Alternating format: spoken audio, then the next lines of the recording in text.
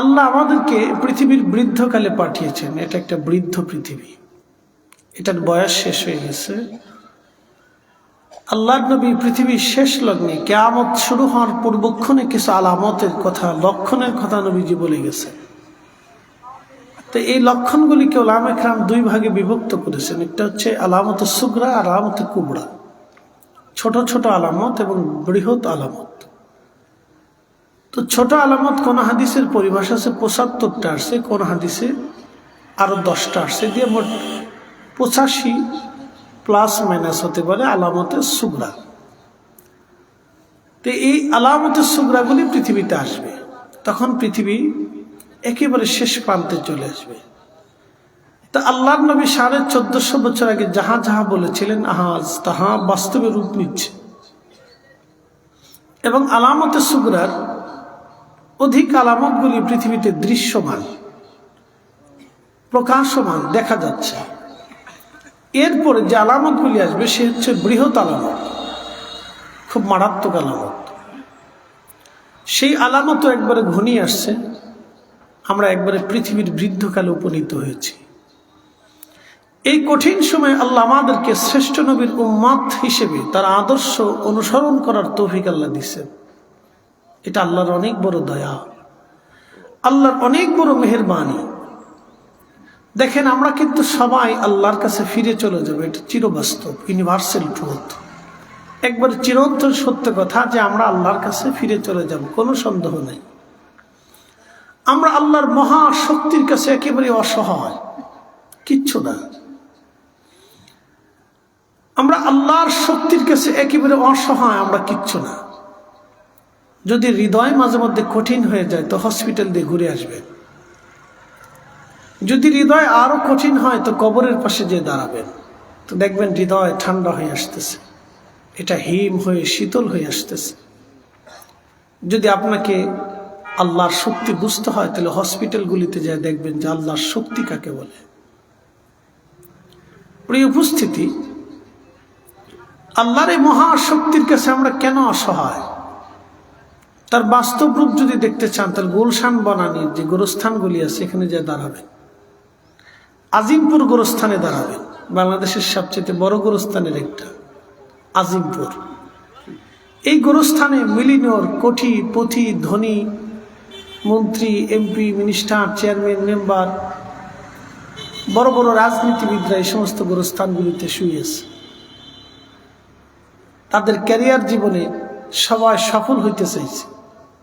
কেউ মানুষ হত্যা করে, কেউ কারো ক্ষতি করে, কেউ রক্ত চুষে, কেউ মানুষের হক নষ্ট করে, কারো জমি কেড়ে নিয়ে, কারো হক নষ্ট করে দিয়ে, কারো রাজনীতি কেড়ে নিয়ে, কারো শক্তিকে নষ্ট করে, কাউকে হত্যা করে তারা এই জমিনে প্রতিষ্ঠিত হতে চেয়েছিল।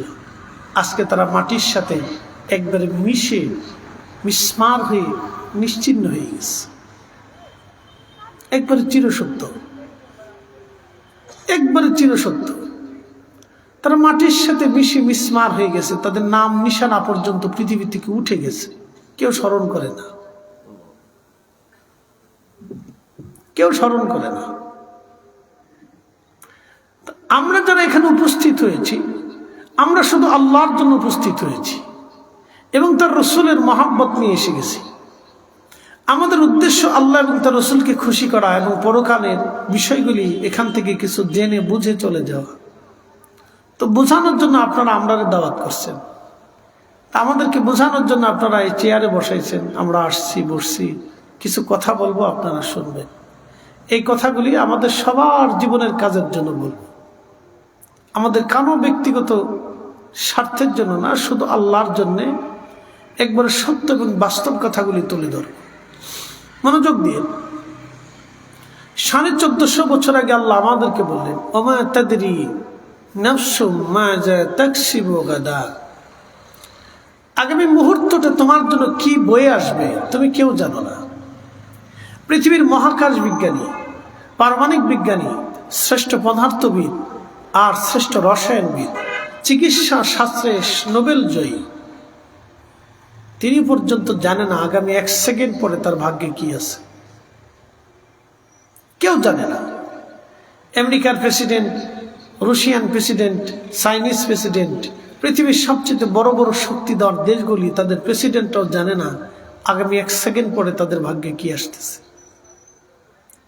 আমরা আল্লাহর কাছে অসহায়। 1450 বছর আগে আল্লাহ যাহা বললেন সেটাই সত্য। আমরা আল্লাহর কাছে অসহায়, আরো অসহায় আল্লাহর কাছে। ওমা তাদরি নাফসুম বিআইয়ি আরদিন তামুত, তুমি কোথায়, কোন জায়গায়, কেমনে, কোন অবস্থায় মারা যাবা, মৃত্যুর মুখে পতিত হবা, আল্লাহ ছাড়া কেউ জানে না। আমরা এখানে আল্লাহর কাছে অনেক বড় অসহায়। আমাদের কারোই কিছু করার নেই। শুধু আমরা না, সৃষ্টির কেউ না, কোনো ফেরেশতাও না, কেউ জানে না, শুধু আল্লাহ ছাড়া। আর আল্লাহ তার পছন্দের ব্যক্তিদেরকে যদি জানাইতেন সেটা ভিন্ন কথা। অলি নবীদেরকে আল্লাহ জানাইতেন সেটা ভিন্ন কথা, সেটা তাদের পার্সোনালিটি আল্লাহর সাথে মহব্বতের কারণে হইত। কিন্তু আমরা যারা সাধারণ আছি, আল্লাহর মকবুলিয়ত ছাড়া আমাদের জানার কোনো রাস্তা নেই, কোনো সুযোগ নেই। আমরা আল্লাহর শক্তির কাছে অনেক বড় অসহায়। এখানে ডানে বামনে সামনে পিছনে আমরা যারা বসে আছি, আমরা শিশুকালে একরকম ছিলাম। আল্লাহ আমাদেরকে মায়ের দিকে ঝুঁকিয়ে দিলেন, মার হৃদয়টাকে আল্লাহ নরম করে দিলেন আমাদের প্রতিপালনের জন্য। কঠিন সময় পায়খানা পেশাব থেকে শুরু করে কত যন্ত্রণা মা সহ্য করেছেন। অনেক রাত মা ঘুমান নেই। ছোট্ট গেলে আপনি ঘুম থেকে উঠে সারা রাত হাঁটছেন, ওই সময় আপনার মাও আপনার সাথে হেঁটে বেড়াইছে, কিচ্ছু করার নেই। আপনি অসুস্থ, সারা রাত কেঁদেছেন, আপনার মা সারা রাত ঘুমাইতে পারে নাই। কত রজনী মা নির্ঘুম কাটিয়েছেন শুধু আপনার আর আমার জন্য। ওই সময় যদি মায়ের হৃদয়ে আল্লাহ দয়া না দিয়ে দিতেন, তাহলে আমাদেরকে গলা চিপে মা হত্যা করে ফেলত।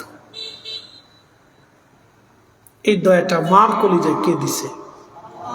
একসাথে বলেন, আরো জোরে বলেন, কে? সেজদা হবে কার? জিকির হবে কার?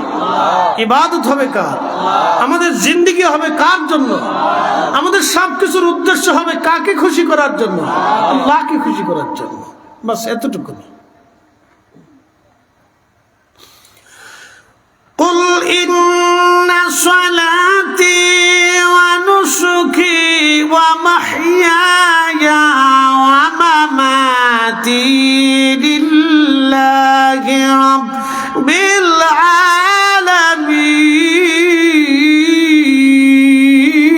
العالمين। হুজুর আপনি বলে দেন, সালাত আমি আল্লাহর জন্য।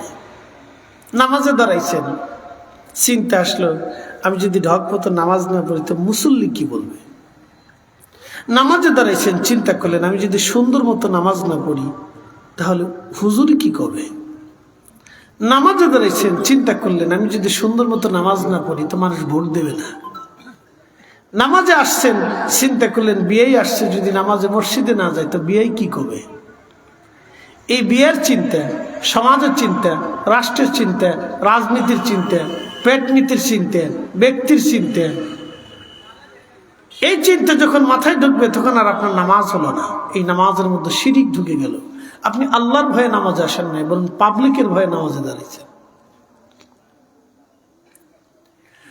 قد أفلح المؤمنون الذين هم في صلاتهم خاشعون।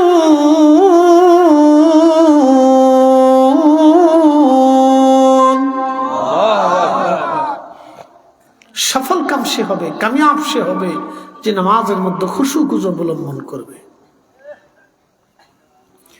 প্রিয় উপস্থিতি, ওসমানীনগরবাসী খুব মনোযোগ দিয়ে কথাগুলি শুনে যাবে না।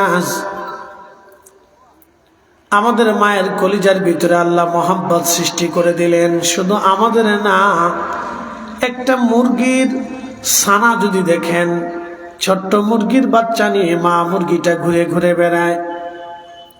বন্য কোনো পশু যদি ওই বাচ্চা ধরার জন্য আসে, আপনি দেখবেন ওই মুরগিটা তার জীবনের সর্বশক্তি প্রয়োগ করে ওই তার বাচ্চাকে বাঁচানোর জন্য বন্য প্রাণীর সাথে মারামারি করে। মুরগি জানে এই শৃগালের সাথে আমি মারামারি করে পারবো না, এই চিলের সাথে মারামারি করে পারবো না, কিন্তু তারপরও তার সর্বশক্তি প্রয়োগ করে তার বাচ্চাকে বাঁচানোর জন্য একটা মুরগির কলিজাতে তার বাচ্চার প্রতি, সন্তানের প্রতি দয়া সৃষ্টি করে দিলেন আমার আল্লাহ। এই জন্য আল্লাহর একটা নাম আছে রব, রব্বুল আলামিন, তিনি লালন পালন করেনওয়ালা। আমাদের দেশে সনাতন ধর্মে যারা আছে তাদের বিশ্বাস আমাদের বিদ্যার দেবতা আলাদা, আমাদের নিরাপত্তার দেবতা আলাদা, বৃষ্টির দেবতা আলাদা, পানির দেবতা আলাদা, সমুদ্রের দেবতা আলাদা, আলোর দেবতা আলাদা, আধারের দেবতা আলাদা, খাদ্যের দেবতা আলাদা। এই জন্য তারা দেখবেন এক এক সময় এক এক দেবতার পূজা করে। কোন সময় কালীর পূজা করে, গণেশের পূজা করে, কার্তিকের পূজা করে, কৃষ্ণের পূজা করে, রামের পূজা করে, গরুর পূজা করে, এরপরে গাছের পূজা করে, সূর্যের পূজা করে, সাগরের পূজা করে, সরস্বতীর পূজা করে, লক্ষ্মীর পূজা করে, মনসার পূজা করে, এক এক সময় এক এক দেবতার পূজা করে। তাদের বিশ্বাস সৃষ্টিতে যত যত যা কিছু আছে সবকিছুর জন্য দেবতা আলাদা। এই জন্য সনাতনীদের বিশ্বাস অনুযায়ী একটা দুইটা দেবতা হলো না, 33 কোটি দেবতা হলো। আর আমরা মুসলমান, সারা পৃথিবীর সব মুসলমানকে যদি জিজ্ঞেস করেন মুসলমান তোমার রবকে, আমরা সবাই একই উত্তর দেব, আমাদের রব হলো আল্লাহ। আল্লাহ, কথা বলেন ঠিক না বেঠিক? আমাদের রবকে একসাথে বলেন কে? আচ্ছা, বেলালকে কাফেররা কেন মারলো, কেন পিটাইলো বলেন তো? বেলাল তো কোনোদিন চুরি করে নাই, ডাকাতি করে নাই, খুন করে নাই, রাহাজানি করে নাই, ধর্ষণ করে নাই, তো বেলালকে কেন পিটাইলো? শুধু লা ইলাহা ইল্লাল্লাহু মুহাম্মাদুর রাসূলুল্লাহ সাল্লাল্লাহু আলাইহি সাল্লাম শুধু জানছে যে আল্লাহ ছাড়া রব নাই এবং মুহাম্মদ সাল্লাল্লাহু আলাইহি সাল্লাম আল্লাহর প্রেরিত রাসূল, এই কথাটা বিশ্বাস করার জন্য তার পিঠের চামড়া উঠিয়ে ফেললো। হযরত খাব্বাবকে কেন পিটাইলো? সে তো একজন কামার ছিল, একেবারে নিরপরাধ মানুষ ছিল, সে কাউকে হত্যা করে নাই, জেনা করে নাই, অন্যায় করে নাই, জুলুম করে নাই, চুরি করে নাই, ডাকাতি করে নাই, রাহাজানি করে নাই, কারণ সম্পদ চুরি করে আনে নাই, তো কেন পিটানি খেলো? তাকে পিটাইছে শুধু আল্লাহর একত্ববাদ, রসুলের রাসালাতকে স্বীকার করার জন্য। সেই দিন খাব্বাবের পিঠের ভেতর থেকে গোশত উঠে উঠে চলে গেল। হযরত সুমাইয়া রাদিয়াল্লাহু আনহার জীবন চলে গেল। তার গুপ্তাঙ্গে আবু জাহেল বর্ষা মেরে মেরে খুঁচিয়ে খুঁচিয়ে খুঁচিয়ে খুঁচিয়ে নির্মম ভাবে তাকে হত্যা করলো। সুমাইয়া তো কারো সন্তান চুরি করে নাই, কারো মাল চুরি করে নাই, কারো বাড়ি আগুন দেয় নাই, কারো সন্তানকে হত্যা করে নাই, কারো কোল খালি করে দেয় নাই। তাহলে তাকে হত্যা কেন করা হলো? শুধু আল্লাহর একত্ববাদ, রসুলের রাসালাতকে স্বীকার করার জন্য। সেই দিন হযরত সুমাইয়া সহ তার স্বামী হযরত ইয়াসার রাদিয়াল্লাহু আনহুর 2 পায়ের মধ্যে তারা রশি বেঁধে 2 উটের গলার মধ্যে বেঁধে দিয়ে 2 উটকে 2 দিক ছুটিয়ে দিল। বারবার বারে বারে বারে বারে হযরত ইয়াসারের চামড়া ছিঁড়ে, সুরা বডিটা ছিঁড়ে 2টা খণ্ডে বিভক্ত হয়ে গেল। হযরত ইয়াসারের দোষ কি ছিল? সে তো কোনো মানুষ হত্যা করে নাই, কারো বাড়িতে আগুন দেয় নাই। তাহলে শুধু আল্লাহর তাওহীদ ও রিসালাতকে স্বীকার করার জন্য সেই দিন হযরত ইয়াসারের জীবন চলে গেল। এইভাবে প্রত্যেকটা সাহাবীর জিন্দেগি চলে গেল শুধু আল্লাহ তার রাসূলের একত্ববাদকে স্বীকার করার জন্য। এই জন্য মনে রাখবেন, জেনে রাখবেন, আল্লাহ এবং তার রাসূলের পথে চলতে হলে আপনাকে মানুষের কটাক্ষ আর মানুষের নিন্দামন্দ সহ্য করতেই হবে। কথা বলেন ঠিক না বেঠিক? প্রিয় উপস্থিতি, সেই দিন সাহাবে কেরামের কোনো অপরাধ ছিল না, কোনো অপরাধ ছিল না। রোহিঙ্গাদের কি অপরাধ ছিল বলেন তো? রোহিঙ্গা তো সে দেশের নাগরিক ছিল, তাদেরকে তিলে তিলে হত্যা করা হলো। লক্ষাধিক রোহিঙ্গাকে নিষ্পেষিতভাবে পুড়িয়ে কেটে কেটে টুকরা টুকরা করে হত্যা করা হলো শুধু কালিমাতুত তাওহীদ, রিসালাতকে সাক্ষ্য দেওয়ার অপরাধ তাদের। ভারতের বহু মুসলমান আজকে নাগরিকত্ব কার্ড পায় না, মুসলমানদেরকে পিটানো হার, শুধু বলা হয় বল জয় শ্রীরাম। তাদের অপরাধ কি? মুসলমান তো কারো বাড়ি আগুন দেয় না, মুসলমান তো কারো ঘরে ডাকাতি করে নেই, চুরি করে নেই, তার অপরাধ কি? শুধু অপরাধ মুসলমানই কারণে, শুধু মুসলিমই কারণে। প্রিয় উপস্থিতি হাজিরিন, এ প্রিয় ভাই আমার, জীবনের যত কষ্ট আসুক, যাহা আসুক না কেন, আল্লাহর একত্ববাদের উপরে, নবীজির সালাতের উপরে নিজের জীবনকে ব্যয় করাটা, আল্লাহর পথের প্রতীক হওয়াটা আমাদের অত্যন্ত জরুরি দায়িত্ব। আল্লাহর নবী বলতেন, উম্মত তোমাকে কেটে কেটে টুকরা টুকরা যদি করা হয় তাহলেও তুমি শিরিক করবে না, আল্লাহর সাথে অংশীদারিত্ব সাব্যস্ত করবে না। এই জন্য হযরত বেলাল পিঠের চামড়া দিয়ে দিলেন, শুধু আহাদ আহাদ বলে কাঁদলেন সেই দিন। আর কোনো জবাব তার ছিল না, শুধু আহাদ, আল্লাহ এক, আল্লাহ এক। সুমাইয়ার জীবন চলে গেল, ইয়াসারের জীবন চলে গেল, খাব্বাবের পিঠের গোশত চলে গেল, প্রত্যেকটা সাহাবীর নির্যাতন অত্যাচারের স্টিম রোলার চলে গেল। নবীজি 2 বছর বন্দী রইলেন। হযরত ফাতেমা রাদিয়াল্লাহু আনহা না খেয়ে খেয়ে পুষ্টিহীন হয়ে গেলেন। আহা, 2টা বছর বাবার সাথে বন্দী ছিলেন, ক্ষুধার যন্ত্রণায় পুষ্টিহীন হয়ে গেলেন হযরত ফাতিমাতুজ জাহরা রাদিয়াল্লাহু আনহা। এই পুষ্টির অভাব তার জীবনেও কোনোদিন শেষ হয়েছিল না। আপনি কল্পনা করতে পারবেন, সাইয়্যিদাতুন নিসাই আহলিল জান্নাহ ফাতিমাতুজ জাহরা, রাসূলের চাইতে এত সুন্দর মনের আর এত চমৎকার জবানের অধিকারী কেউ ছিল না। নিষ্পাপ, আইব মুক্ত, কলঙ্ক মুক্ত। সেই দিন আরবের মানুষ থেকে আল্লাহ আমিন বলতো, বিশ্বাসী বলতো। সেই নবী যখন তাদেরকে লা ইলাহা ইল্লাল্লাহু মুহাম্মাদুর রাসূলুল্লাহর কালেমার দাওয়াত দিলেন, ঠিক তখনই একদল মানুষ তার বিরুদ্ধাচরণ করে তার মুখে পাথর নিক্ষেপ করলো, বছরের পর বছর তাকে কষ্ট দিল, উচের পচা নারী ভরিগুলি তার দেহের উপরে চাপিয়ে দিত, ক্ষুধার্ত রাখত, পথে ঘাটে গালি দিত, কষ্ট দিত, শুধুমাত্র লা ইলাহা ইল্লাল্লাহু মুহাম্মাদুর রাসূলুল্লাহ এই কালেমার সাক্ষ্য দেওয়ার জন্য। এখন আপনার আমার প্রশ্ন, তো এই কালেমার ভিতরে আছে কি? এবার আসে, এই কালেমার ভিতরে আছে কি?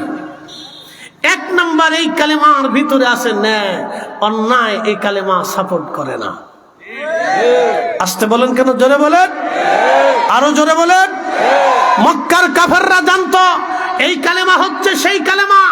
এই কালেমা যদি জমিনে প্রতিষ্ঠিত হয়, তাহলে আমরা যে মানুষের অর্থ চুরি করি, অর্থ সম্পদ কেড়ে নেই, লুটতরাজ করি, খুন খারাপি করি, আমরা গরিবের হক নষ্ট করে দিয়ে আমরা প্রভাব প্রতিষ্ঠালী হয়েছি, জমিদার হয়েছি, অর্থ সম্পদের মালিক হয়েছি, আমরা অন্যের হকগুলি কেড়ে নিচ্ছি।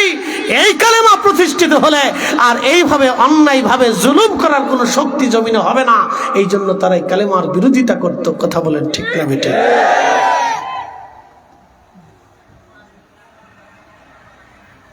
গোরগোবিন্দ যখন বুরহান উদ্দিনের সন্তানকে শহীদ করলো, তো বুরহান উদ্দিনের অপরাধ কি ছিল?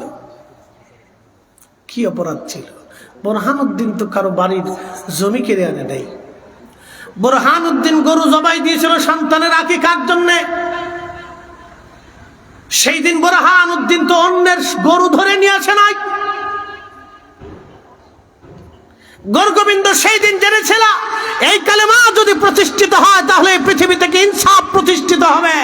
গোরগোবিন্দ জেনেছিল এই কালেমা যদি আসে তাহলে আমাদের উলঙ্গপনার বেহাপনা জমিন থেকে ধ্বংস হবে। আমরা মিথ্যার সামনে মাথা নত করি, চিরজীবনের জন্য প্রতিমা পূজা, সূর্য পূজা, গাছ পূজা, মাছ পূজা সারা জিন্দেগীর জন্য বিতাড়িত হবে। ঠিক তাই বুরহান উদ্দিনের কুরবানির বিনিময়ে হযরত শাহজালাল আমিনের আগমনের মাধ্যমে 360 আউলিয়ার মাধ্যমে এই জমিনে আল্লাহর দ্বীন প্রতিষ্ঠিত হয়ে আজ পুতুল পূজা, মূর্তি পূজা সব বিতাড়িত হয়ে গেছে। কথা বলেন ঠিক না? কালেমার ওজন আছে। কালেমা শুধু এই কালেমার মধ্যে সীমাবদ্ধ না, কালেমার বিরাট ওজন। বলে বিরাট ওজন কি? ব্যাখ্যা করতেছি। লা ইলাহা, একসাথে বলেন লা ইলাহা। অর্থ কি? আল্লাহ ছাড়া, জোরে বলেন আল্লাহ ছাড়া, আল্লাহ ছাড়া, একসাথে বলেন আল্লাহ ছাড়া। বিশ্বাস আছে তো? কথা বলেন আছে? আল্লাহ ছাড়া যদি মাবুদ না হয়ে থাকে তাহলে আল্লাহ ছাড়া আর কোনো আইন মানি না।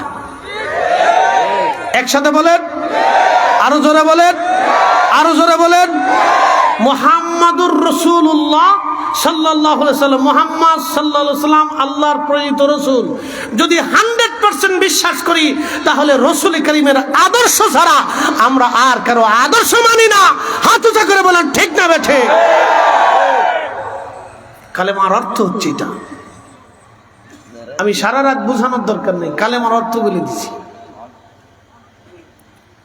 কালেমার অর্থ বলে দিয়েছি, পরিষ্কার কালেমার অর্থ।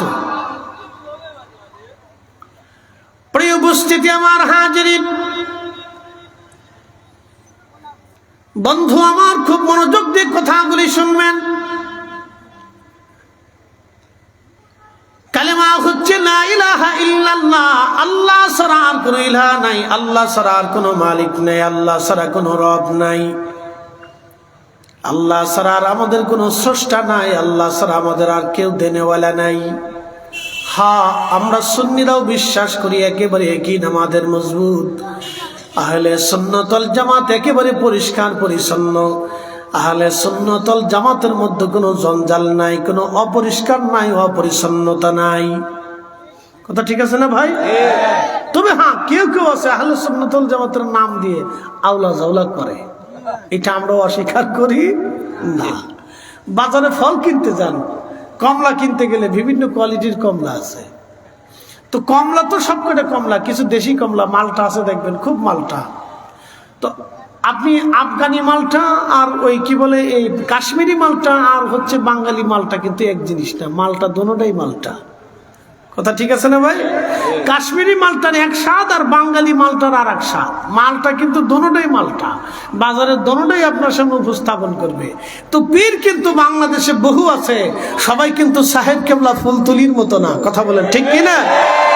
পীর দেশে বহু আছে, বহু আছে, বদরপুরীর মতো না, হযরতে শাহ আব্দুল আজিজ মুহাদ্দিস দেহলভীর মতো না, মুজাদ্দিদ আল ফিসানি সরহিন্দের মতো না, কুতুবউদ্দিন কাকির মতো না, নিজামউদ্দিন আউলিয়ার মতো না, খাজা বাবা আজমিরির মতো না, হুজুর গাউসে পাক মহিউদ্দিন আব্দুল কাদের জিলানীর মতো না, হযরত শেখ আব্দুল হক মুহাদ্দিসে আলেম বহু আছে, কিন্তু শেখ আব্দুল হক মুহাদ্দিস দেহলভীর মতো না।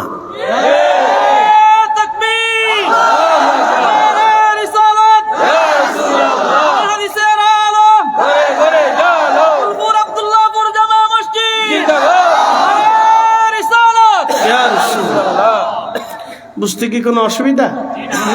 ভাষা বোঝা যায় তো? মাশাআল্লাহ, বোঝা গেলে ভালো।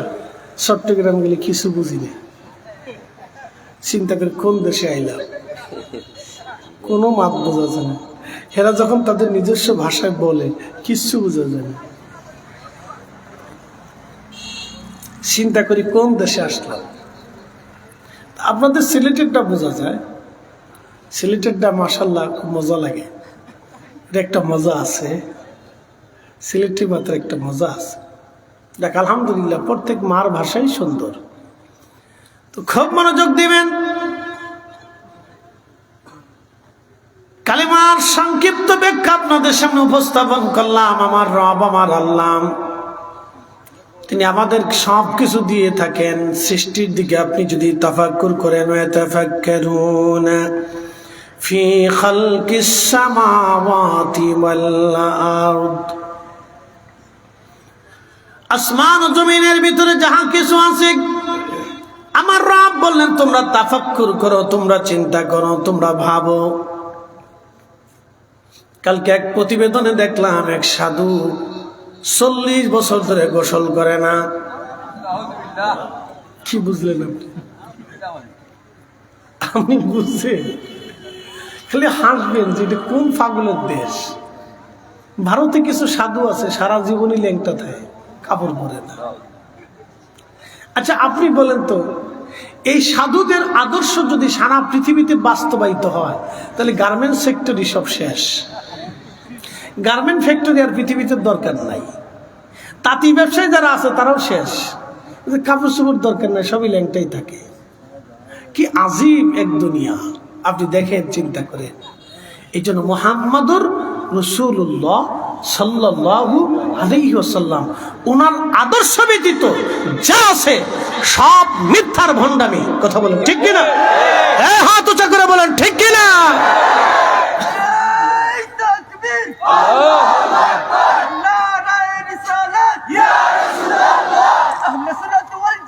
জিন্দাবাদ জিন্দাবাদ জিন্দাবাদ জিন্দাবাদ আহলে সুন্নাত ওয়াল জামাত হযরত আল্লামা মুজাহিদ ইসলাম ফরজি সাহেব জিন্দাবাদ জিন্দাবাদ নারে তাকবীর আল্লাহু আকবার কখনো তোমাকে যদি ভুলি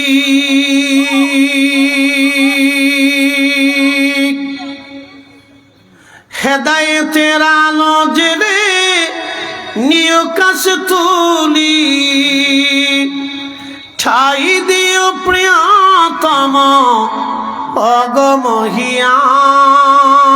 অগমহিয়ান তুমি রহমান তুমি মেহেরবান অন্ধ গাহে না শুধু তোমার গুণগান বুঝেও বুঝে না তবু শান তুমি রহমান তুমি মেহেরবান আল্লাহুম্মা সাল্লি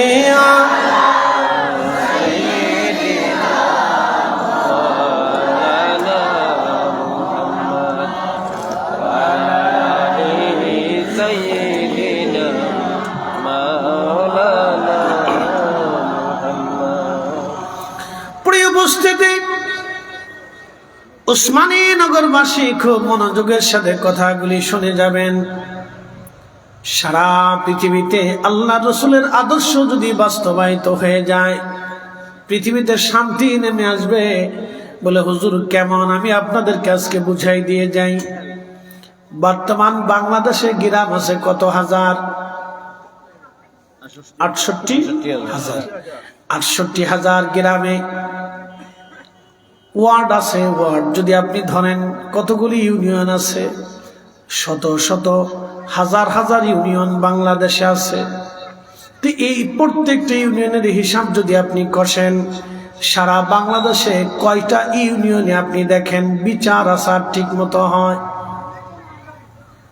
বলেন, ঠিক মতো কয়টা ইউনিয়নে বিচার আচার হয়? আপনি বলেন, বলে দেন।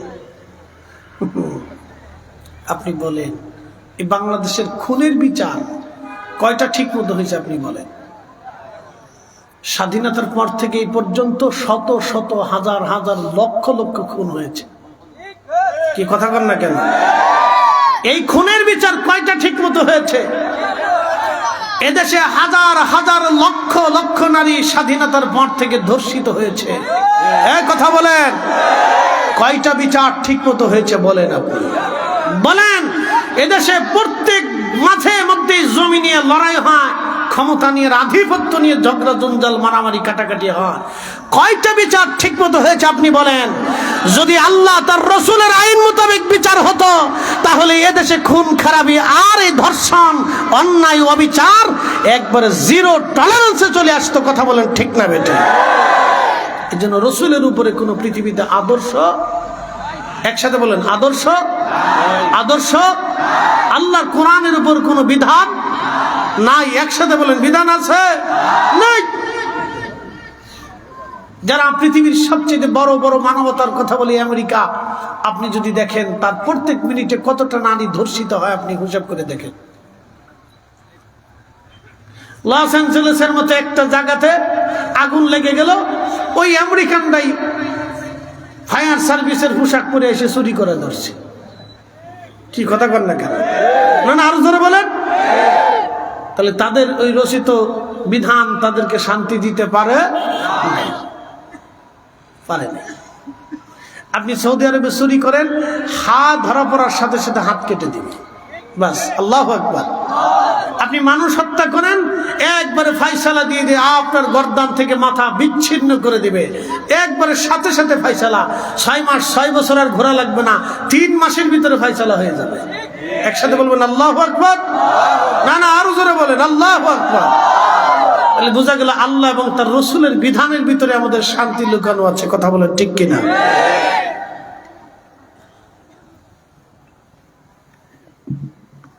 এটাই হচ্ছে লা ইলাহা ইল্লাল্লাহু মুহাম্মাদুর রাসূলুল্লাহ সাল্লাল্লাহু আলাইহি ওয়াসাল্লাম। এটা হচ্ছে এই কালেমা। প্রিয় উসমানী নগরবাসী খুব মনোযোগ দিবেন। হাজিরিন, পবিত্র মেরাজ আমি কোরআন শরীফ থেকে আয়াতে কারিমা তেলাওয়াত করেছিলাম, সেই দিকে ফিরে যাব।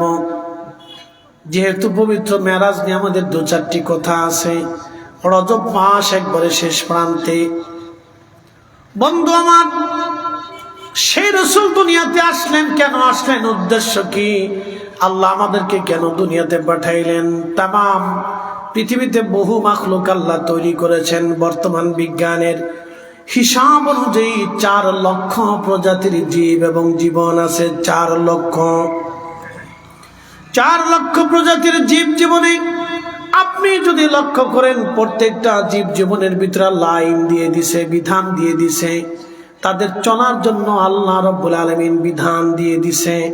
আপনি যদি বলেন হুজুর কি করে মানবো, হ্যাঁ, আপনি যদি পিঁপড়ার দিকে তাকান, পিঁপড়াদেরকেও আমার আল্লাহ একটা আইন দিয়ে দিছে।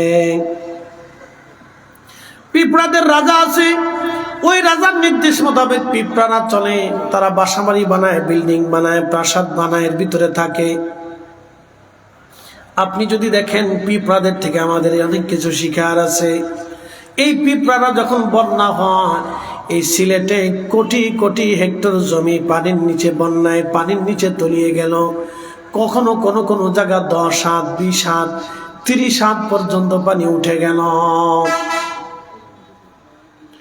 সিলেটের বিশ্বরোড পর্যন্ত পানির নিচে চলে গেল। এত পিঁপড়া পানির নিচে চলে গেল, তাহলে পিঁপড়ারা কি করে বেঁচে রইল?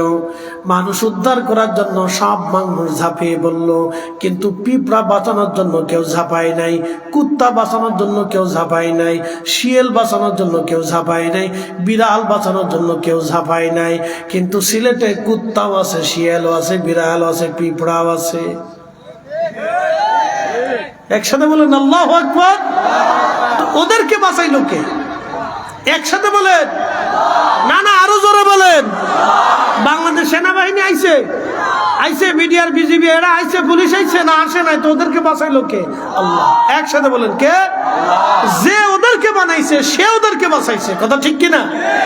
এই সিলেটের হাওরের ভিতরে কোটি কোটি কোটি কোটি মাছ, কোটি কোটি মাছ, কত কোয়ালিটির স্বাদের স্বাদের মাছ। সিলেটে আসলে স্বাদের স্বাদের মজার মজার মাছ খাওয়া যায় রে বা, টাটকা টাটকা মাছ খাওয়া যায় রে বা, খুব মজার মাছ। বা সিলেট থেকে গেলে গায়ে মজার মাছ পাওয়া যায় না রে বা। এই মজার মজার মাছ এই সিলেটের হাওনের ভিতরে কোটি কোটি মন মাছ আসে। আচ্ছা, বাংলাদেশ সরকার কি ওদেরকে খাবার টাবার দেয়? তো দেয় কে? আল্লাহ ওদেরকে বানাইছে, আল্লাহ ওদের খাবার দেয়। তো আমাদের খাবারটা দেয় কে? জোরে বলেন, আরো জোরে। তো মানুষ সুদ খায় কে? তার মানে যে সুদ খাইলো সে বুকা, মগা, অগা, বলদা, সিদে। ঠিক আছে না ভাই? বরিশালের নিম্নে গেলে কয় অগা, আর একটু উপরে আসলে কয় মগা, আমাদের ফরিদপুরে কয় বলদা, আপনাদের সিলেটে কয় সিদে। একই জিনিস, সাইড নাম, জিনিস কিন্তু একটাই, বলদা, অগা, মগা, সিদে। তো যারা সুদ খায় তারাও একটু সিদে, অলদা, বলদা, মগা, সগা, অগা, জাইকন। যারা ঘুষ খায়া নিজের অর্থকে, বৃত্তকে অনেক বেশি বাড়ায়, তাদের মতো বুকা পৃথিবী তার একটাও নাই। কথা বলেন ঠিক কিনা? আচ্ছা বলেন তো, এই 1 কাপ চা বরাদ্দ কার হাতে? বুঝা কইস না বুঝা কইস, ডরাইছে। বরাদ্দ কার হাতে? জোরে বলেন আল্লাহ। একসাথে বলেন কার হাতে? কোন সন্দেহ?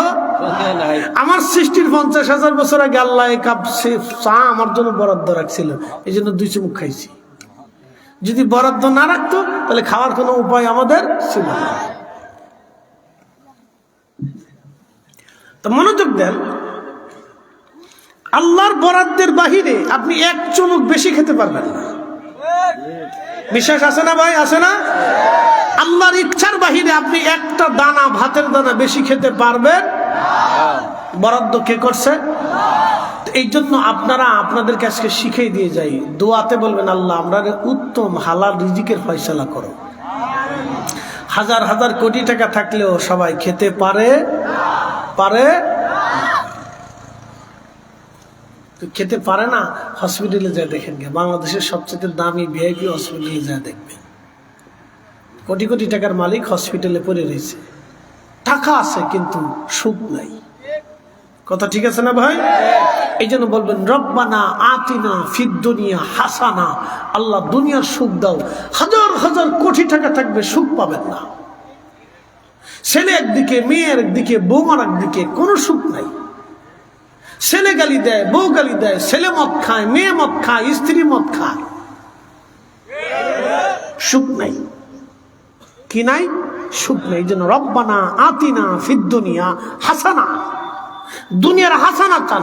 অল্প টাকার ভিতরে হাসানা পাওয়া যায়, হালাল রুটি রুজিকের ভিতরে হাসানা পাওয়া যায়, অল্প সম্পদের ভিতরে হাসানা পাওয়া যায়। কথা কোন ঠিক কিনা? হাসানা দেয় কে? হাসানা কে দেয়? হাসানার বরাদ্দ কার হাতে? কোটি কোটি টাকা থাকলে হাসানা হয় না, হাসানা দেয় আল্লাহ। অল্প টাকার ভিতরে হাসানা আসে, অল্প রুটি রুজির ভিতরে হাসানা আসে, সামান্য খাবারের ভিতরে সুখ আছে, কিন্তু কোটি টাকা থাকবে খেতে পারবেন না, এটাকে হাসানা বলে না। কথা বলেন ঠিক কিনা? বুঝে যাওয়াটা জরুরি। প্রিয় উপস্থিতি, উসমানীনগরবাসী মনোযোগের সাথে কথাগুলি শুনে যাবে না। আহা, পিঁপড়া যখন বন্যা আসে তখন পিঁপড়া বাঁচার জন্য কি করে জানেননি? এক পিঁপড়া আর এক পিঁপড়ারে জড়ায় ধরে, এক পিঁপড়া আর এক পিঁপড়ার হাত পা জড়িয়ে ধরে, ওই হাত দিয়ে জড়ায় ধরে ধরে ধরে ধরে 100 পিঁপড়া যদি থাকে তো 100 পিঁপড়ারে জড়ায় ধরে রাখে, কেউ কাউরে ছেড়ে দেয় না। একজন আরেকজনকে জড়ায় ধরে রাখে, একজন আরেকজনকে জড়ায় ধরে রাখে। পিঁপড়ারা জানে যদি আমরা একজন আরেকজনকে ছেড়ে দেই তাহলে সবাই মরে যাব, আর আমরা সবাই যদি জড়িয়ে ধরে রাখি তাহলে সবাই বেঁচে যাব। ওরা দেখবেন জড়িয়ে ধরে পানির উপরে ভাসতে থাকে, কোনো পিঁপড়ায় ডুবে যায় না, একটা আরেকটারে জড়িয়ে ধরে পানির উপরে ভাসে। ওরা একজন আরেকজনকে জড়িয়ে ধরে পানির উপরে ভাসে, কেউ কাউরে ছেড়ে দেয় না। আর মানুষ হইলে কইতো তুই আমার একদিন ঘুষি মারছিলি, আস্তে করে ছেড়ে দিত। যা, এটা মানুষ না মাঙ্গুস? মাঙ্গুস মানুষ না। তুই আমার ঘুষি মারছিলি না, একদিন ধমক দিছিলি, যা ছেড়ে দিলাম, চলে যা। এই জন্য আমাদের মুসলমান তো অনেক ঊর্ধ্বের বাক্য, আল্লাহু আকবার। মুসলিম তো অনেক ঊর্ধ্বের বাক্য। মুসলিম তো আসলামতু লিরাব্বিল আলামিন, নিজের জীবনের সবকিছু আল্লাহর জন্য যে করে সে হলো মুসলিম। কথা ঠিক আছে না ভাই? জীবনের সবকিছু আল্লাহর জন্য। একসাথে বলেন, কার জন্য? জীবনের সবকিছু যখন আল্লাহর জন্য, সে হলো মুসলিম। তো সেই হিসেবে তো আমরা এখনো পারফেক্ট মুসলিম না, কিন্তু নামকাবস্তে মুসলিম ঠিক আছে, কিন্তু পারফেক্ট না, পরিপূর্ণ না।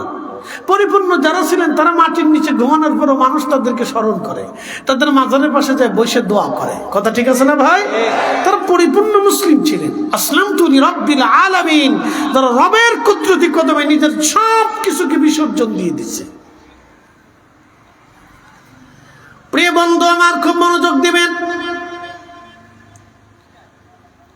এই পিঁপড়াগুলি একজন আরেকজনকে জড়িয়ে ধরে বেঁচে থাকে। এই জন্য ফ্যামিলি ওয়ারি যারা আছেন নিজেরা ঝগড়া করবেন না, ভাই বেরাদার মিলেমিশে থাকবেন। চাচা ভাতিজা ভাগিনা আত্মীয় স্বজন সবাই মিলেমিশে থাকবেন। মিলেমিশে থাকার ভিতরে আল্লাহ রহমত দেয়, বরকত দেয়। আর যদি বিচ্ছিন্ন হয়ে যান তাহলে বিচ্ছিন্ন হয়ে গেলে কোনো বরকত আপনি পাবেন না। পিঁপড়া দেখবেন একটা আরেকটারে জড়িয়ে ধরে ওরা বন্যার মধ্যে বেঁচে থাকে। 1000 ফুটও যদি পানি উপরে উঠে যায় পিঁপড়া ডুববে না, ওরা মরবে না, নিঃশেষ হবে না। কারণ আল্লাহ ওদেরকে বিদ্যা দিয়ে দিলেন, একতা দিয়ে দিলেন। ওরা একজন আরেকজনকে জড়িয়ে ধরে ওরা বেঁচে থাকে, পানির উপরে ভাসতে থাকে। আপনারাও যদি ফ্যামিলি ওয়ারি ভাবে ঐক্যবদ্ধ থাকতে পারেন, আল্লাহর নবী বলেন আমার উম্মত তোমরা মুসলমান ভাই ভাই ভাই ভাই তোমরা মিলে মিশে চলো, মিলে মিশে চলো। ঐক্যবদ্ধভাবে থাকো। আজকে সারা পৃথিবীর সব মুসলমান যদি ঐক্যবদ্ধ হতো তাহলে ফিলিস্তিনের মুসলমান মার খেয়ে মরে যায় না। কথা বলেন ঠিক কিনা?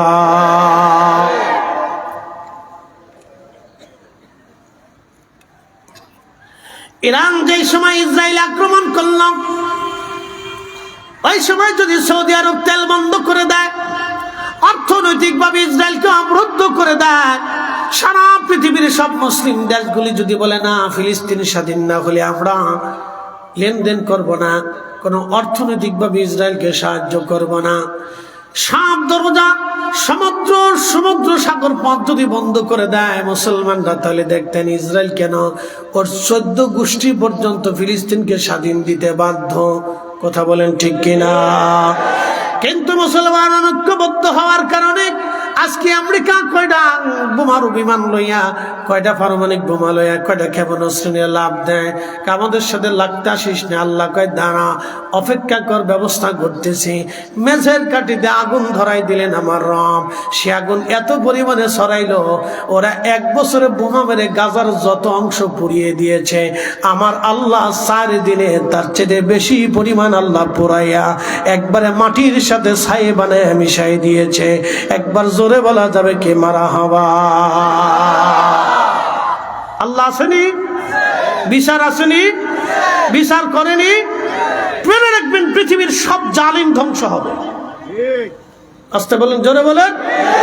সব জালিম কি হবে? সব জালিম কি হবে? যে পৃথিবীতে যে আসছে ক্ষমতা পাওয়ার পরে যে জুলুম করছে সেই জালিম ধ্বংস হবে। কথা বলেন ঠিক কিনা? সেই জালিমগুলি ধ্বংস হবে, অবশ্যই ধ্বংস হবে। বাংলাদেশে না বললে না, দুঃখের কথা কিভাবে বলবো বলেন? ক্রিকেট খেলায় বাংলাদেশে কোটি কোটি ডলার ব্যয় হয়, হয় না ভাই? আচ্ছা বলেন, ক্রিকেট খেলা দিয়ে বাংলাদেশের কি উপকার হয়েছে? আমাকে বলেন না, আপনারা বলেন, ক্রিকেট খেলায় বাংলাদেশের কি উপকার হয়েছে বলেন? কিছু হয়েছে? কিছু হয়েছে না? জোরে বলেন, কিছু হয়েছে নি? কিছু হয়েছে নি? এর পিছনে কোটি কোটি ডলার আপনি ব্যয় করলেন, অথচ আমার দেশে ইবতেদায়ী মাদ্রাসার শিক্ষকরা বছরের পর বছর পরিশ্রম করে আজকে বেতন পায় না। কেন তারা বঞ্চিত হবে? তারা কি আমাদের কারিগর না? তারা মানুষ গড়ের কারিগর। ছোট্ট কাল থেকে একটা বাচ্চাকে আদর্শ শিক্ষা দেয় তারা। আমাকে ফরিদি যদি ছোট্ট কালে আমার সেই ইবতেদায়ী শিক্ষক যদি আমাকে তৈরি না করতেন, তাহলে আজকে আমি তৈরি হতাম না। কথা বলেন ঠিক কিনা? আপনারা ক্রিকেট খেলায় কোটি কোটি টাকা ব্যয় করবেন, আজারে বাজারে কোটি কোটি টাকা ব্যয় করবেন, আর আমার দেশের ইবতেদায়ী শিক্ষকরা টাকা পাবে না, বেতন পাবে না। আপনার সব বরাদ্দ চলবে, তাদের জন্য বরাদ্দ হবে না, আপনার ইমামের জন্য বরাদ্দ হবে না। অথচ সমাজ সংস্কারে ইমামের ভূমিকা অস্মরণীয়। ইমামরা যদি না থাকতো তাহলে আমাদের দেশে খুন খারাপি, রাহাজানি, দর্শন, মারামারি, কাটাকাটি সারা দেশে চলতে থাকতো। কথা বলেন ঠিক কিনা? উচিত কথা বললে মায় বাজার হয়ে কোটি কোটি টাকা বেহাপানা খরচা করবে, কিন্তু আমার দেশের যেই কাজে মানুষ তৈরি হয় সেই কাজের বেলায় নাই। সব চোরে চোরে দেশ ভরিয়ে গেছে, সারা চোর সারা দেশে। কথা কর না কেন? যেই ক্ষমতা যায় সেই চুরি করার দান্দায় থাকে। আসতে বলেন কেন? জোরে বলেন। আমার দেশে ক্রিকেট খেলা কি লাভ আছে? এই ছাতা খেলায় কি হবে? কি হাজার হাজার কোটি টাকা নষ্ট করে এদের পিছনে, অথচ ইবতেদায়ী শিক্ষকরা বছরের পর বছর ধরে তারা অবহেলিত। তাদেরকে আধা সরকারি করে দিল, কিছু বেতন দিল তো তাদের অন্তত সংসার চলে। কথা ঠিক আছে না ভাই? তারা তো মানুষ তৈরি করে। তারা কি তৈরি করে? মানুষ তৈরি করে। তারা তো মানুষ তৈরির কারিগর। আমি তাদেরকে অবহেলা করলে জাতি ধ্বংসের দ্বার প্রান্তে চলে যাবে। ইমামরা হচ্ছে মানুষ তৈরি করার কারিগর, তাদেরকে অবহেলা করা মানে জাতিকে ধ্বংসের মুখে ঠেলে দেওয়া। কথা ঠিক কিনা?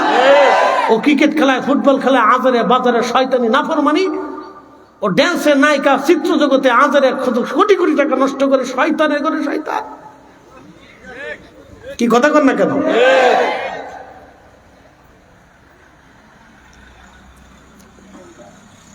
যে বেটিরা কাপড় চোপড় খুলে মানুষের বডি দেখাইতে হবে, হেদির পিছনে টাকা খরচা করে। আমাদের দেশের চিত্র জগতে সরকার বাজেট করে কি করতে চায়? এটা দিয়ে কি হবে? এটা দিয়ে আজ পর্যন্ত কোনো মানুষ তৈরি হয়েছে? আমাদের দেশের কোনো যুবক তৈরি হয়েছে, কোনো নারী তৈরি হয়েছে? সব বেহায়াপনা তৈরি করছে। কথা ঠিক কিনা? লক্ষ লক্ষ যুবকের চরিত্র নষ্ট হয়েছে, নারীর চরিত্র নষ্ট হয়েছে, হাজার হাজার মায়ের মাথা নুকুটে ফেলেছে, বাবার সম্মান নষ্ট হয়েছে। এই সমস্ত চিত্র জগৎ দেখা আমার দেশের হাজার হাজার হাজার হাজার লক্ষ লক্ষ মায়ের জীবন নষ্ট হয়ে গেছে। মেয়ে ঘর থেকে বের হয়ে গেছে, বাবা মুখ দেখাইতে পারে না সমাজে। ছেলে আর একটা মেয়ে ধরে নিয়ে চলে আসছে, মা সমাজে মুখ দেখাইতে পারে না, লজ্জায় মাথায় হেঁটে হয়ে গেছে। এই সমস্ত চিত্র জগৎ ইত্র জগৎ ফাজিল ফুক্ষার কোথা খায়।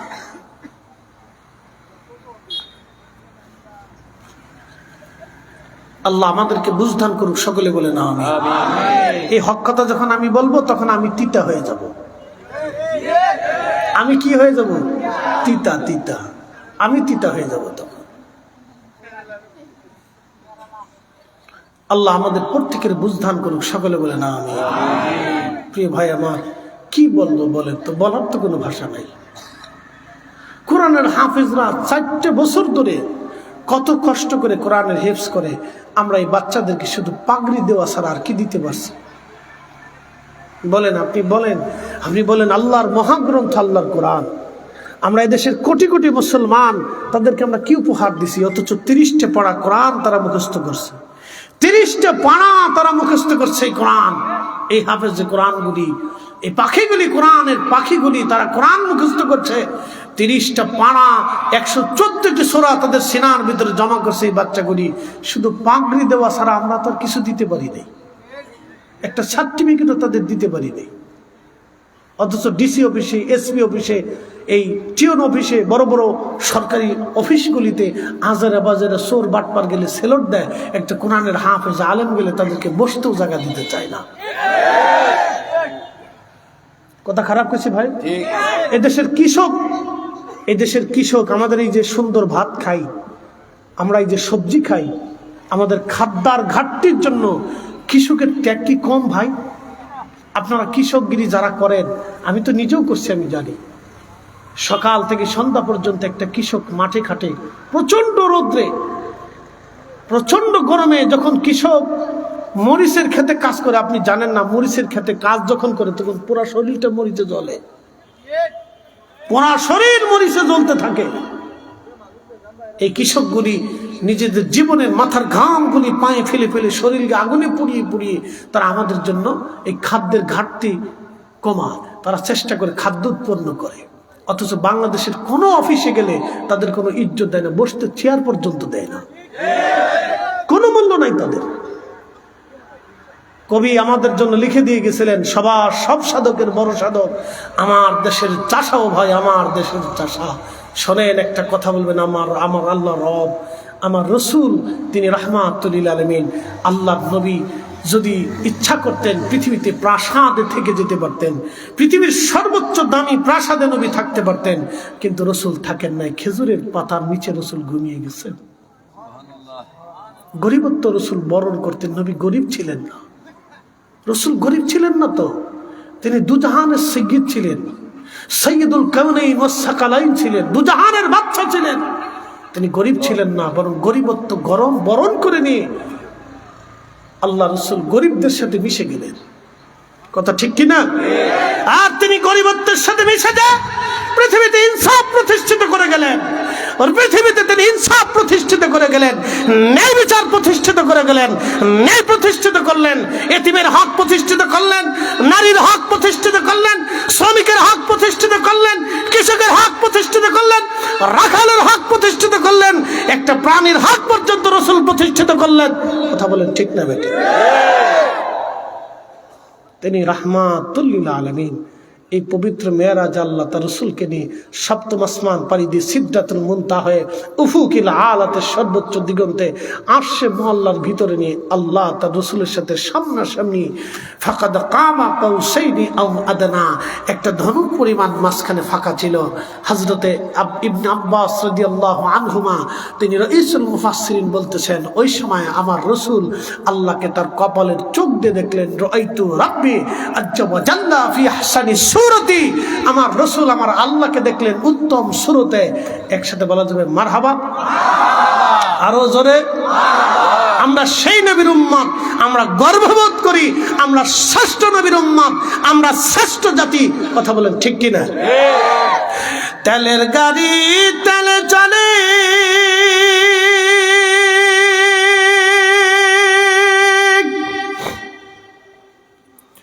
আমার গাড়ি হাওয়ায় উড়ে,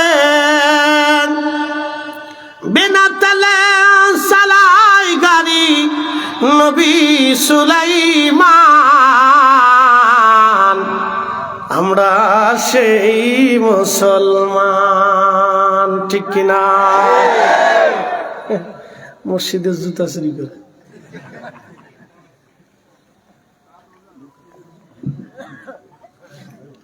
কি বলবেন আপনি চিন্তা করেন। আচ্ছা শোনেন, আপনাদের কাছে একটা কথা বলি। বাংলাদেশের এখন আমি ওহাবি, সুন্নি, লামাজহাবি, জামাতি কোনো কিছুই চিনি না। আমি এক কথায় বুঝতেছি এই মুহূর্তে ধরে ধর্মীয় আকিদাগত মাসালাগত মত পার্থক্য আগেও ছিল, আগামীতেও থাকবে। কথা ঠিক আছে না ভাই? কিন্তু দেশ আমাদের কাদের? সবার না? দেশ কাদের? সবার। গাঁজা কি কোনো ধর্ম চিনে? গাঁজা, ইয়াবা, মদ, হিরোইন এগুলি যখন খায় তখন কি আমি খাইলে কি গাঁজায় আমারে ছেড়ে দেব, মদে আমারে ছাড়বো? যেটা ফরিদি হুজুর ওনার আজকাল ধরার দরকার নাই, এটা ছাড়তো না। এই নেশা পৃথিবীর কাউকে চেনে না। ও যে খাবে ও তাকে ধরবে, যে খাবে তাকে ধরবে। কথা ঠিক আছে না? বাংলাদেশের সব ঘরানার আলেম পীর মাশায়েখ যদি ঐক্যবদ্ধভাবে এক জায়গায় বসে বলে আগামী 7 দিনের ভিতরে বাংলাদেশ থেকে গাঁজা, ইয়াবা, বাবা আর এই মদ আমরা বাংলাদেশ থেকে একবারে সয়লাব করিয়ে একবারে মাটির সাথে দাফন করে দিব, আর যারা গাঁজা, ইয়াবা, মদ ব্যবসা করে, সালান দেয়, সহযোগিতা করে, সবকটার বাড়ি ঘর পুরাই দিব। কোনো ব্যাপার না। কথা কন না কেন? কোনো ব্যাপার? কোনো ব্যাপার না, কোনো ব্যাপার না। 7 দিনের ভিতরে একবারে মাটির সাথে মিশিয়ে দেওয়া যায়, কোনো ব্যাপার না। এই ইউনিয়নে কে গাঁজার ব্যবসা করে আমরা জানি না? এই দেশের মানুষ জানে না? এই থানায় কেটা গাঁজার ব্যবসা করে এদেশের মানুষ জানে না? প্রশাসন জানে না? তো ছাতা মাটির সাথে মিশিয়ে দিতে 7 দিন সময় লাগে, মাত্র 7 দিন। বাংলাদেশে যদি সারা বাংলাদেশের পীর মাশায়েখ ওলামায়ে কেরাম এক জায়গায় বসে মিটিং করে যে আগামী 7 দিনের ভিতরে এটা ধ্বংস করে দেব, একবারে মাটির সাথে মিশিয়ে দেবো, আর যারা এটা সহযোগিতা করে তাদেরকেও মাটির সাথে মিশিয়ে দেবো, কোনো ব্যাপার না। কি মনে করেন কঠিন কাজ? ও ছাতা কঠিন? কোনো ব্যাপার না, কোনো ব্যাপার না। 7 দিনই শেষ করে দিতে পারি, কিন্তু সবাইকে ঐক্যবদ্ধ হইতে হবে, এক প্ল্যাটফর্মে আসতে হবে, যে হ্যাঁ এক বাক্যে। চীনের মাও সেতু, চীন উন্নত কেন বুঝাই দিয়ে যায়। চীনের মাও সেতু সে চিন্তা করলো, চীনে প্রত্যেক যে আপনারা কি বলে চড়ুই পাখি, চড়ুই চিনছেন নি আপনারা? চড়ুই পাখি, তো চড়ুই পাখিতে ধান খায়। তো মাও সেতুং চিন্তা করলো চীনের চড়ুই পাখিতে ধান খায়, তা এই লক্ষ লক্ষ টন ধান চীনের চড়ুই পাখিতে খেয়ে ফেলে দেয়। তো মাও সেতুং চিন্তা করলো যে আমরা যদি চড়ুই পাখি মেরে ফেলে দিই তাহলে ধান বেঁচে যাবে। তো যে ইচ্ছা সেই কাজ মিটিং করে ঘনঘটা করে সে জারি করলো, একদিনে আমরা চীনের যত চড়ুই পাখি আছে সব মেরে ফেলে দেব, একদিনে। তো সে ঘনঘটা করে দিন জারি রাখতে করে মানুষকে উদ্বুদ্ধ করলো। চীনের কোটি কোটি মানুষ একদিনে চীনের যত চড়ুই পাখি ছিল কোটি কোটি চড়ুই পাখি হত্যা করলো একদিনে। রাষ্ট্র যদি চিন্তা করে যে আমরা একদিনে শেষ করবো তো কোনো ব্যাপার না, কিন্তু ঐক্যবদ্ধ হইতে হবে। কিন্তু ফল হইল ভিন্ন, সিদ্ধান্তটা ছিল ভুল। কেন? চড়ুই পাখি শুধু ধান খাইতো না, ধানের পোকাও খাইতো। তো চড়ুই যখন মরে গেল তখন চীনে দুর্ভিক্ষ আসলো, ধান হইতো কিন্তু পোকা হইতো, পোকায় ধান খেয়ে ফেলতো। তো একবারে দুর্ভিক্ষ হতে হতে হতে হতে 4 বছর দুর্ভিক্ষে 1 কোটির উপরে চীনের মানুষ না খেয়ে মরে গেল, প্রচন্ড দুর্ভিক্ষে। এখন একটু চিন্তা করেন যে সেই চীন যেই চীন দুর্ভিক্ষে 1 কোটি মানুষ দুর্ভিক্ষে মরে গেল, সেই চীন আজকে পৃথিবীর, যদি আপনি অর্থনৈতিকভাবে বলেন আর রাজনৈতিকভাবে বলেন আর আপনি যদি সামরিক খাতে বলেন, তাহলে চীন পৃথিবীর একটা শক্তি। কথা ঠিক আছে না ভাই? সারা পৃথিবীব্যাপী তার বিজনেস ছড়িয়ে ফেলছে সে। ঐক্যবদ্ধ জাতি তারা। এই ঐক্যবদ্ধতা এমন একটা নিয়ামত, যে নিয়ামতের ফল সবাই বহন করে। মুতার যুদ্ধে সাহাবী ছিলেন মাত্র 3000 আর কাফের ছিল 2 লাখ। একসাথে বলবেন আল্লাহু আকবার। কাফেরের সংখ্যা কত? জোরে বলেন। 2 লক্ষ। সাহাবীদের সংখ্যা কত? 3000। 3000 সাহাবী সেই দিন ঐক্যবদ্ধভাবে নিজেদের জীবন কুরবানি করার মাঠের প্রত্যয়ে নেমে সেই দিন তারা 2 লক্ষ কাফের বাহিনীকে পরাজিত করেছিল। একসাথে বলবেন আল্লাহু আকবার। এটা ঐক্যবদ্ধতা, এটা একতার রেজাল্ট এটা। এই জন্য সমাজ জীবনে হোক, পারিবারিক জীবনে হোক, গ্রামীণ জীবনে হোক, আপনারা ঐক্যবদ্ধ থাকবেন। পারিবারিক জীবনে ঐক্যবদ্ধ থাকবেন, ভাই ভাতিজা আত্মীয় স্বজন সবাই মিলেমিশে থাকবেন, ঝগড়া ফাসাদ করবেন না, মিলেমিশে থাকবেন। একজনের অসুবিধা হলে সবাই মিলে সেটা সলভ করবেন। একজন অভাবে পড়লে তাকে সবাই মিলে তাকে অভাব দূর করাবেন। এটা হচ্ছে আল্লাহ রাসূলের তরিকা। ঐক্যবদ্ধ থাকাটার মতো নিয়ামত পৃথিবীতে আর নাই। আল্লাহ আমাদের প্রত্যেকের কবুল করুক, সকলে বলে না হবে। একসাথে বলি তো আল্লাহু আকবার। আল্লাহু আকবার ওয়ালিল্লাহিল হামদু। বিসমিল্লাহির রাহমানির রাহিম।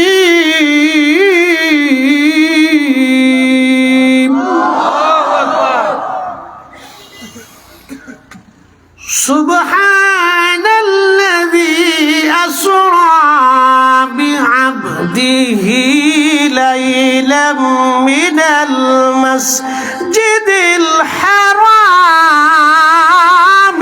ইলাল মাসজিদিল আকসা।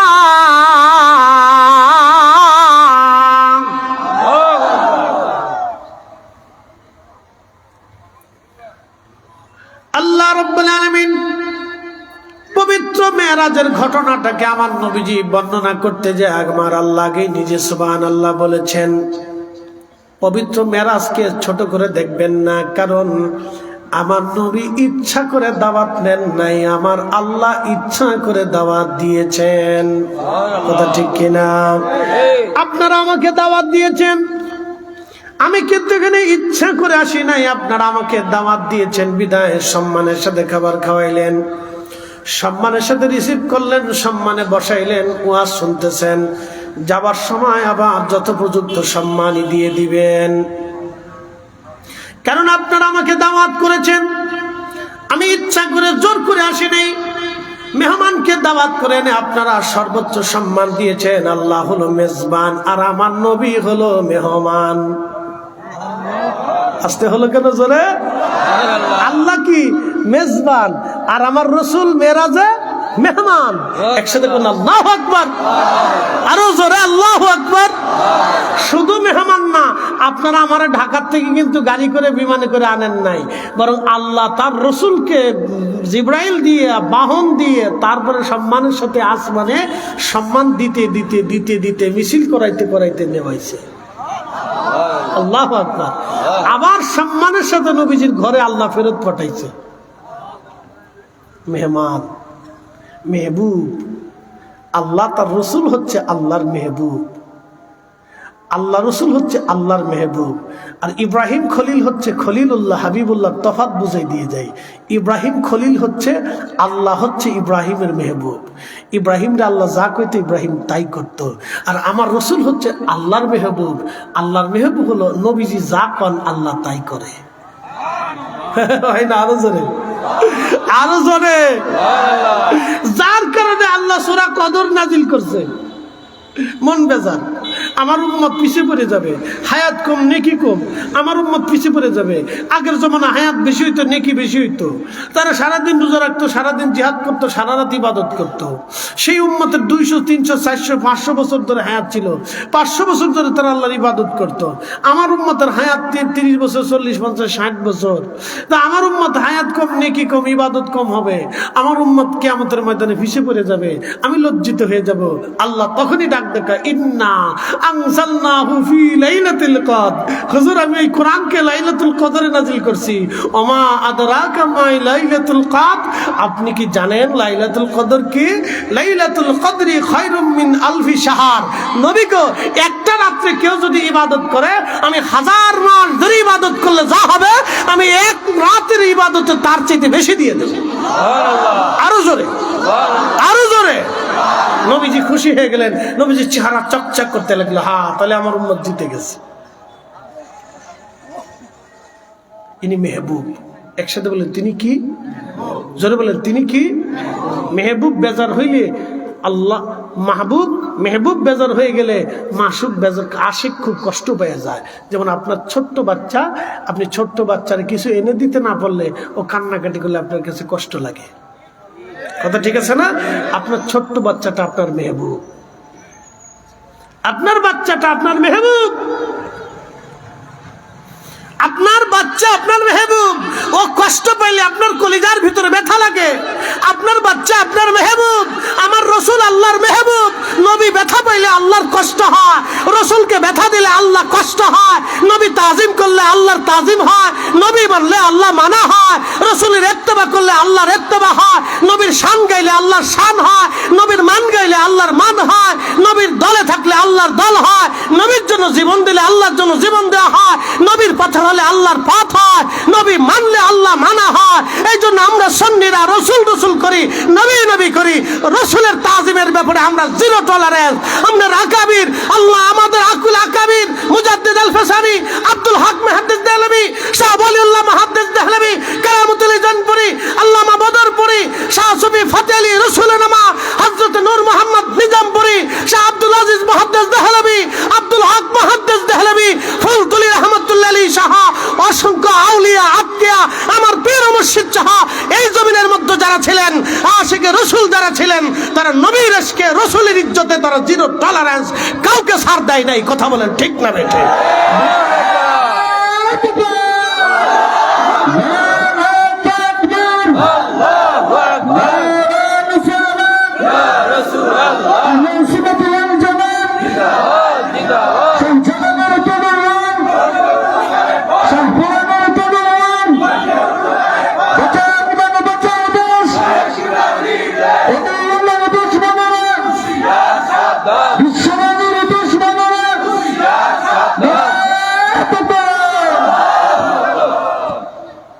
আমি কি বুঝাইতে সক্ষম হয়েছি? ছোট্ট করে বুঝাইছি। 1000 কথা 10 কথা দিয়ে বুঝিয়ে দিছি। যেটা 1000 কথা দিয়ে বুঝাবো সেটা আমি 10 কথা দিয়ে বুঝিয়ে দিয়েছি। মেহবুব। এই জন্য কাজী নজরুল লিখতেন, আমি যদি আরব হতাম, মদিনারি পথ, সেই পথ দিয়ে হেঁটে যাইতেন নূর নবী হাজরাত, নূর নবী হাজরাত।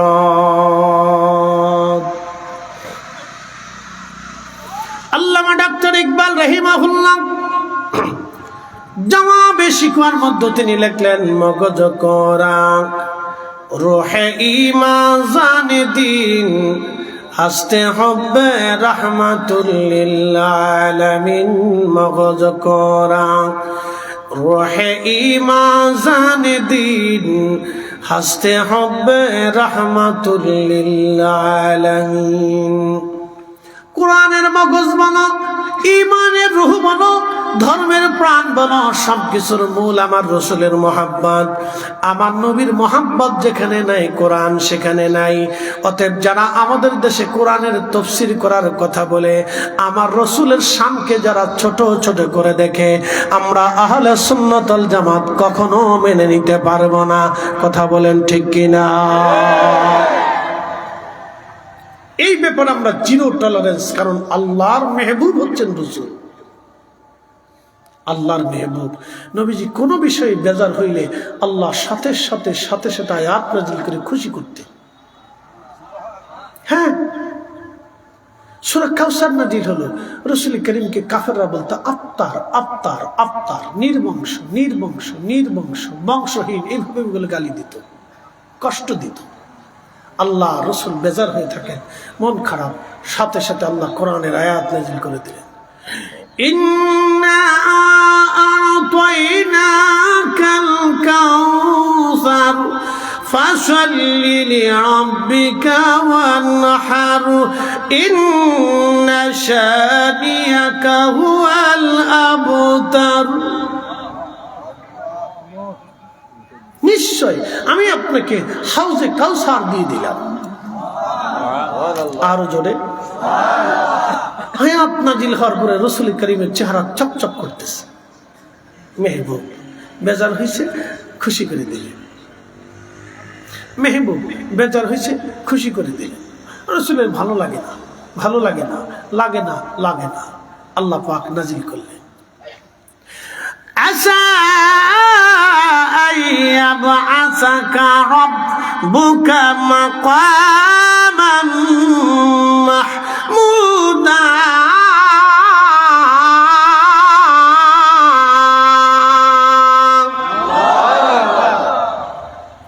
নবী গো, আপনাকে মাকামে মাহমুদওয়ালা বানাই দিলাম, সর্বোচ্চ মাকাম দিয়ে দিলাম।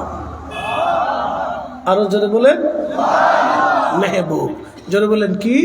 মেহবুব। যা চাইতো তাই দিত। মন খারাপ হলে আয়াত নাযিল করে খুশি করত মেহবুব। মন বেজার হলে আয়াত নাযিল করে খুশি করত। চান সর্বোচ্চটা দিয়ে দিলাম। বলে কি? বলে আপনাকে খুশি করব, সর্বোচ্চ মাকাম দেব। সাহাবা একরাম বলেন, হুজুর বিষয়টা বুঝলাম না। কে বুঝো নাই? কিয়ামতের মাঠে আমি যা চাবো আল্লাহ আমার তাই দিবে। আরো জোরে।